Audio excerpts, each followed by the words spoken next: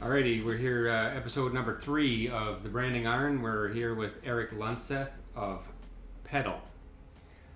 Pedal is a automotive app, and I'll let actually Erik describe it for you. Go ahead, Erik. Well, thank you, Tim. Happy to be here.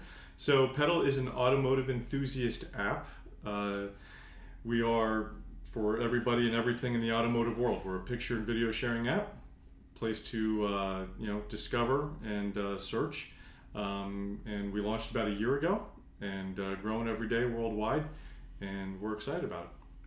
So as far as functionality, I took a look, and it, forgive me if this is the wrong estimation, but I compare it to the linkability of your posts to a function in Vero, and how Instagram used to be, where everything was a chronological feed. Mm-hmm. Instead of getting notifications about something awesome and you click on it and it happened 12 hours ago, I missed this opportunity. Right. So I think that's quite exciting to be able to link and to be real time, basically. Yeah, absolutely. So there are some similarities to other platforms, and when you talk about social media, there's only so many different ways to differentiate yourself. Mm-hmm. But at the crux of what we wanted to do, we didn't also want to reinvent the wheel. We wanted to be a picture and video sharing app for the automotive world. So with that being said, you'll see similarities to other platforms. But we also took a look at some things that people liked, people didn't like, as well as opportunities. And in research, one of the things that certainly a lot of people hadn't liked was the fact that posts are generated or pressed up in a feed or shot down in a feed based off of interest, and people liked an old way of that, which was you'll see posts in real time. Yeah. And then we also took a look at, how can we make this powerful to individuals that want to promote anything that they're doing, and the opportunity of being able to embed links in all posts is certainly a huge opportunity for us that we were able to do. That's really cool. Yeah, and it really works well is if we're talking again to anyone that is trying to build their brand, or anyone that has a business, post something, embed a link in there, back to your website, YouTube channel, whatever it is you want to promote. As we like to say, if we can help promote you, it also helps promote us. So you're building a community of enthusiasts. Absolutely correct. Yep, definitely. So now let's go back in time a little bit. Let's go with your origin story here. Mm-hmm. As a superhero app developer. Have you developed other apps before? Have you been in technology? How did you get into this? No, I'm not. My main career is in the financial services industry, but we're based in Los Angeles, and moved to Los Angeles about 3 years ago. You moved there? Mm-hmm. Okay. Yeah, where were absolutely. you from? From Tampa. Tampa, Florida. Yeah, Tampa, Florida. Yeah. Right. So moved to LA about 3 years ago, and like a lot of other kids, grew up Matchbox cars, car posters on the walls. Yeah, you're either what are you, Matchbox or your Hot Wheels? I would say both. Okay. I'm not gonna lie. I don't exactly remember. Wish I had more. I was just talking with my 9-year-old son about this the other day, and he was like, we were having a bit of a debate, and well, Matchbox are more realistic, and the Hot Wheels have more hot rods. Yeah, is this like a Marvel DC type debate? Yeah, a little bit, right? Yeah. So I imagine I probably had a fair amount of both. Yeah. But then also posters on the walls, and then every car magazine I could get my hands on. So did you have the Lamborghini Countach from like 1986 on your wall? I had a Porsche 928. All right. I had that famous poster of I'm not remembering exactly correct, but the justification for higher education or whatever, which had the Ferrari, the Porsche, the Lamborghini in the garage. Yeah. Everyone has that. So grew up an automotive enthusiast, and then fortunate to own a lot of different cars, but what I'm getting to is, moving to LA 3 years ago, everyone always says that, Southern California is the epicenter of car culture. You hear that, but when you're immersed in it, you really see what's going on. And it's just absolutely incredible. Just, from the standpoint of, certainly all the people that have the funds to be able to buy whatever they want, but then also down in Orange County or in Irvine and Long Beach, all the automotive manufacturers, mm-hmm. All the companies that are based in Asia that also have offices there, as well as other smaller manufacturers as well. It's everywhere. It's all over the place. So myself and my co-founder, Caroline, we had this text thread going with her nephew, and we would take pictures and video of cars and things and share them and comment. And I remember one day being on Ventura Boulevard, and I said, well, this is an app. Is anyone doing this? And that began that journey of, all right, well, let's research this. Let's see what's going on out there. And for exactly what we wanted to do, no one was really doing exactly this. And again, we didn't want to reinvent the wheel. We just wanted to do something for this niche market. And then taking a look at, the numbers, could this be successful? Could this be viable? Well, absolutely. When you take a look at the numbers out there in the automotive industry, this is something that could definitely be a very large company. So it was like, all right, well, let's put this all together. How do we do it? So it's been a year since you were driving down Ventura, or no, a little over that. So we launched about a year ago, a little over a year ago. So the development side of things was correct. From the initial concept of idea to then going ahead and doing some research, talking to other people, finding out things they like, they don't like, finding out, is this a viable product? That was maybe about 5-6 months, and then building out a team of individuals that would go ahead and help, code and develop, and then starting those pieces, that took all, as I said, about 5 months. And then the whole development process, start to finish, was maybe about, 6-7 months, and then, going through some beta testing, and then, going live was a few more months. So that's pretty fast. Yeah. Well, I mean, most people think about it for a long, long time, and they forget about it. And I'm not going to do it, or this is like, let's do it, and then actually do it. Well, it's one of those things that's that a big difference. Well, when you're living through it, nothing feels like it's that fast. It feels like you're missing the boat. It feels like, oh, we got to be doing more today than we did yesterday. How can we get this to market? How can we get this to market? Looking back, it's hard to believe that everything we've done was done in that period of time, because it feels like it was a lot longer. Right, when you're waiting and waiting. It's like watching water boil on your stove, right? Yeah, correct. And the whole process also, when you talk to entrepreneurs or other people that are thinking about doing a product or something that's web-based or app-based, a lot of people always say, hey, look, just get it out there. It doesn't matter if it's finished. It doesn't matter if it's exactly how you want it. Put it out there to the world. Get it in people's hands. And looking back, I agree with what people say about that. Yeah. But when you go through it, you want everyone to have the best experience possible. You don't want any glitches. You don't want any problems. So it's it's a double-edged sword. It's quite a balancing act. So you want it to be obviously usable in the beginning. Correct. And have people excited about it enough to share it. Yep. And talk about it. And also with that, we started out with the idea of, let's build an MVP, minimum viable product. Let's get that out there. And that actually expanded and grew more to a full-blown version 1, which is what we did release and what is out there. And this is still our first version. We have done some minor updates based off of updates that happen from the app stores, and things that are required with that, with new phones and new technology. Yeah. But at the core of this is still just the first version of the app, and we will continue to add features as we continue to grow. So how are you reaching people to try and are you putting ads out, or? I'm doing podcasts. Going to do a lot of podcasts. Doing a lot of podcasts. Well, so a lot of on the ground marketing, a lot of phone calls, You're a lot of emails. Working your face off is what. Yeah. Correct, absolutely correct. So we are right now. We are still an early stage company. So we are right now going through a round of fundraising right now, in which we're trying to raise that next round of funding, so that we have a lot more money to do the things we want to do, including a lot of marketing. Yeah. Right now, our marketing budget is small, so a lot of it is going to as many events as we can, and then again, every single day calling people, emailing people. And it's funny, the world we live in nowadays. People are very receptive now to a phone call. As we've kind of come full circle, it seems like email is the worst. Exactly. Email is the worst form of communication. It's terrible. No one's going to open up an email, especially if they don't know who it is. And I respect that. But if you call somebody, or you pop in a business, which is like old school sales contacts, right, people are receptive. And then we do utilize other platforms, the other social media platforms. We do utilize those to, again, market what we're doing. They're obviously the 800-pound gorillas in the room. Right. So we're not going to replace those platforms, but if we can use them to also get the word out about what we're doing, it makes sense. So because maybe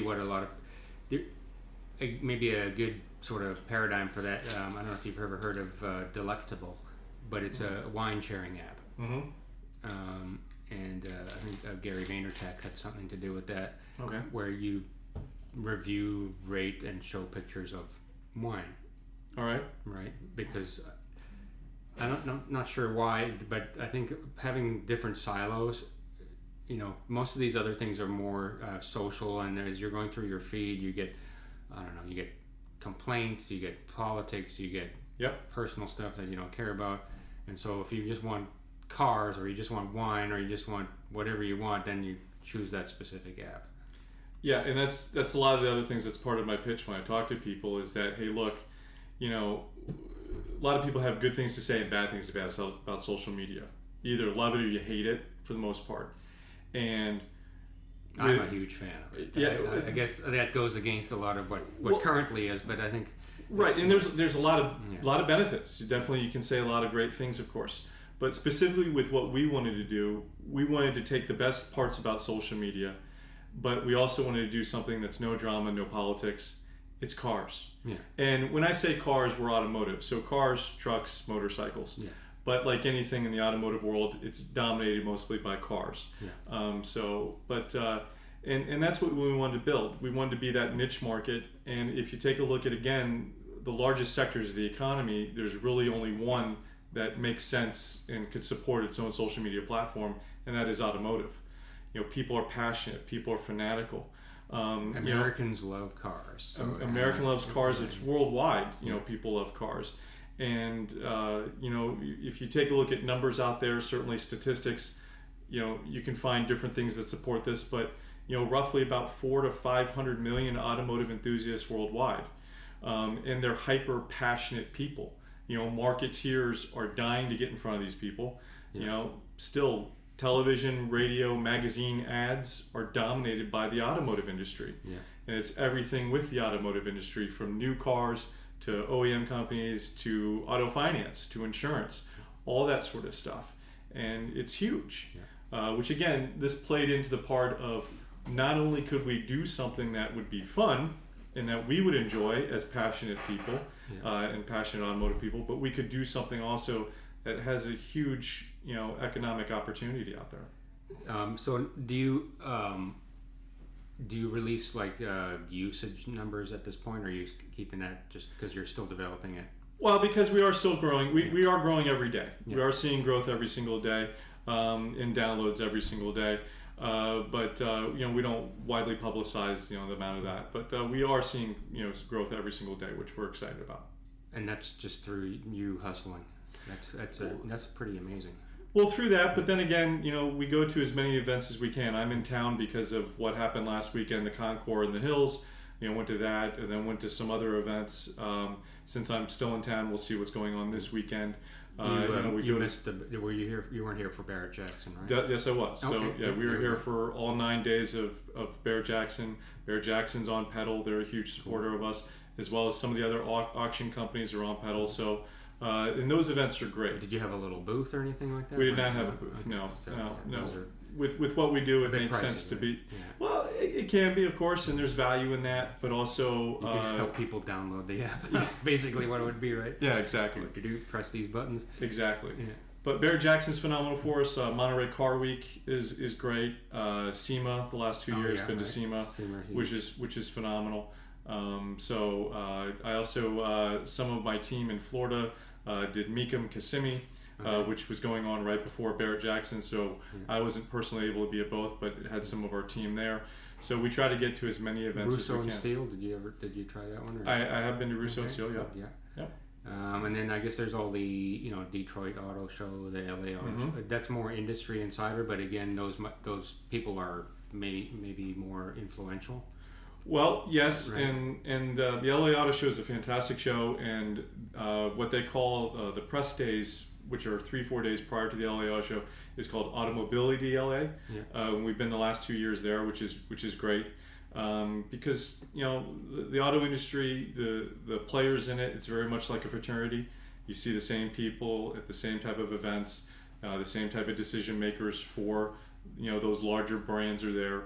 So it's like anything else in a process. The more time you can get in front of somebody, let them know about what you're doing, let them know about other companies that are taking a look at us, then it adds value. How about NASCAR, Formula One, Indy, any sort of? Reach out to them all, but those brands are not currently on pedal. No. But hopefully one day they will. Yeah. Or I mean, just to have a presence at the. Definitely would love to. Yeah. Definitely would love to.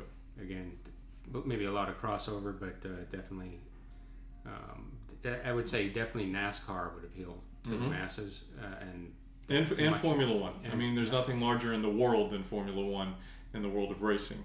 But certainly here in the United States, NASCAR is huge. It's a little bit easier to make your current vehicle into a NASCAR type than a Formula One. So, exactly. Get your Flowmasters and some wheels and rims, and there you go, right? But there you go. The Formula One, a little tougher. Yes, absolutely. A little bit more money. Absolutely. So, now, do you still do this is full time now?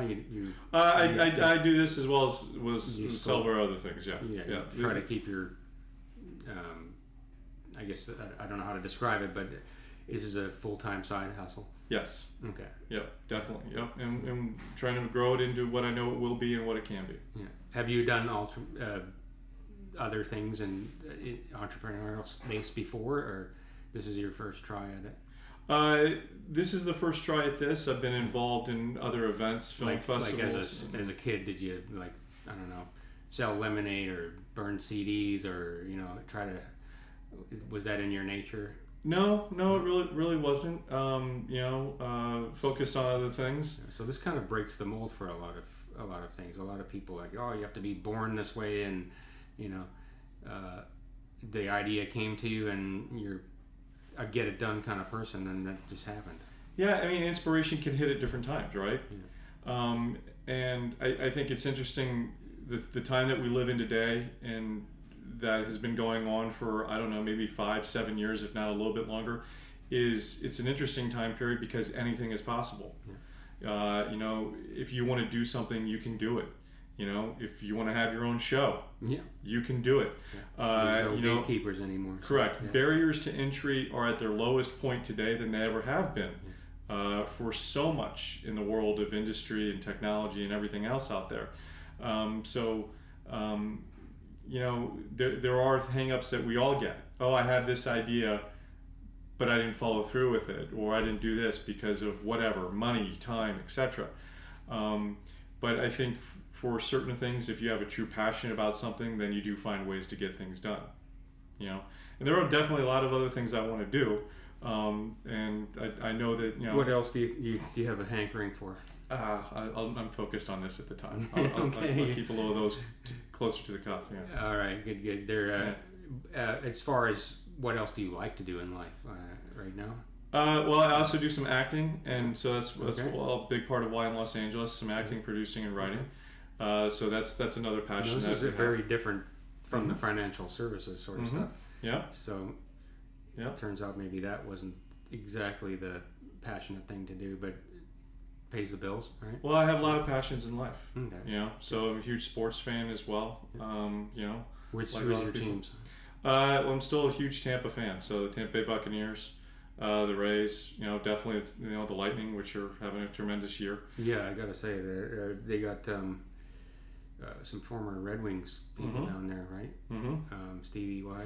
Yzerman really built the franchise to where it is right now. He was tremendous as a general manager and building it to where it is now, which is great. Now, I know a little bit about hockey because I was born and raised, or not born, but raised in Canada. Oh, okay. Where hockey is a religion. Yep. It's like all three major sports combined up there.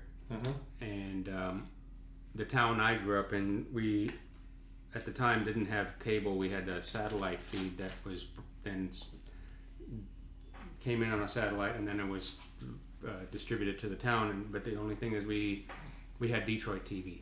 Okay. So when the Vancouver Canucks weren't very good, I became a Red Wings fan back in the 80s when Stevie Y first started. Yeah. So I followed his entire career, and I was excited to see him go somewhere. And Tampa, I was like, wow, those guys are lucky. Too bad we couldn't have got him for Vancouver. Yep. So.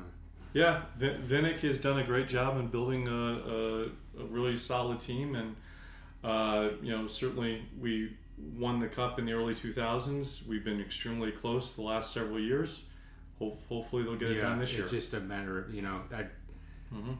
actually winning the cup is something I'd love to see my team do. Yeah. We've been 3 times and lost 3 times, so big disappointment on that. But Yeah, and also kind of a parallel is living in Los Angeles. I like to support the local teams there, and the Dodgers the last couple of years have just been so close. So close, right? Yep. Not as close last year with facing the Red Sox in the series as they were the year before going to Game 7, but they're right there. Now there's a pretty big rivalry here in Arizona with the LA Dodgers. It's a big rivalry. Let's put it that way. And we got pitchers and catchers reporting in a couple of days, and spring training is back up and running. Right on. We're excited about that. One of the side projects that my team has here is a baseball bat safety device that stops the bat from flying into the audience when it gets broken. Oh, nice. So we're always interested and excited when spring training comes around because there's another opportunity to try and pitch the product. So, you got to get Mariano Rivera out here to throw some knuckleball, not knuckleballs, but some cutters at it and test those bats and see where they fly to. Yep. we want him to stay attached to the bat. Stay attached to that. Well, that's very interesting. Yeah. That's cool. So again, that's why I'm so interested in what you do, because I have so many different, completely unrelated opportunities, and it's just fun to see them come to fruition. Yeah. The other shareholders are amazing at pulling everything together. I imagine your business partner has a background in app development, or just no, she does not. No. How do you guys get into apps? We put together a team. I mean, so many things. Okay. Everything starts with an idea. Yeah. And then once you have that idea, it's like, okay, how do you go to the next step? So you guys are good at putting together teams. So I'd imagine whatever the next thing you guys are on to, replicate that process, put together the team, manage the team, and you should be good to go, right? Well, we hope so. Right on. I can't wait we hope so. See what else you guys come up with. Yeah. And super. Now you're just in town for a few days and then back to LA. Yep, back to Los Angeles. Get back on the grind there. Coming up also, probably back next month. Mecum is coming to Arizona for the first time, so they'll be here for their auction. When is that again? I believe March 11th, March 12th, right around in there. Early March next year, not this year. Right? No, this year. Oh, okay. This year they're going to be out at State Farm Stadium, and wow, I'm doing a huge big plug for Mecum, but they're great people. Okay. They just announced in a press release that they've had a big interest, so they've expanded to 4 days so far. Wow, that's huge. Yep. So they'll be here. They haven't ventured into Arizona yet because of other popular car auction companies that are based here, but they're coming here, so that will be next month. So we're planning on attending that. That's really good timing, actually, because I think spring training will be in full effect by then, and so when you're not watching a baseball game, you'll have something else to do. I think it's a great time for them. If you're putting on an event, you can make an argument for or against every single day on the calendar, based off of what else is going on. But it certainly gives some break between Arizona Auction Week, and then you'll have so many people that are in town for spring training that definitely that can create a lot of buzz. Cool. So what we're going to do now is, once we're done with the meeting here, is that we're going to create some accounts. We're going to get our Smart Wrap on there, Smart Shield, which is the Clearbrow company. We use the XPEL film, and they're on it as well, right? XPEL's on Yep, okay. XPEL is, We're very happy about that. Start posting some content. I'll sign myself up. Well, that's fantastic. I appreciate that. Get this going. I appreciate that. There's three new accounts. You must be really, really happy. There you go. I can continue to say we are growing every single day, which is true. Worldwide, people are adding and growing every single day. So, yeah. Awesome. Cheers, man. This has been great. What we'd probably like to do here is follow up with you maybe in 6 months or a year, or the next time you're in town, and maybe we can see, how much has grown, and I'll let you know what I've been posting and give you some feedback on that. Cool. Well, thank you. Yeah, it's been awesome. If I can make one more plug about yeah, something go for else. it. So as you and I were talking before we started, so we're also excited, me personally, but also Petal, we're involved in a new Concours event called the Gasparilla Concours d'Elegance, which was going to be in Tampa. This will be the first year ever for it, and it's the first ever Concours event in Tampa. It's April 13th, and there are other events that are leading up to that. So if anyone is in the area or thinking of attending or wanting to go, check out the website gasparillaconcours.com. So GASPARILLA Concours CONCOURS.com, and check it out. So we're real excited to be a part of that. Obviously, for our automotive enthusiast app, it makes complete sense. We're the official automotive enthusiast app for the event. And it should be a really nice event. All right, that's some pretty good sponsorship you've managed to secure right there. Yeah, we're excited about that. A lot of other great companies involved. The field is set. There's going to be 100 vehicles that are involved in the Concours event. And as I said, there are other events besides just the one day. There's a cocktail reception the day before, as well as some other things. So it should be a really nice event. And spring in Tampa, Florida is really great weather, so it should be a beautiful day as well. Perfect. Awesome, Eric. Thanks for thank dropping you, Tim. by. Yeah. Appreciate it. Cheers, man. Thank you. Yeah. Appreciate it.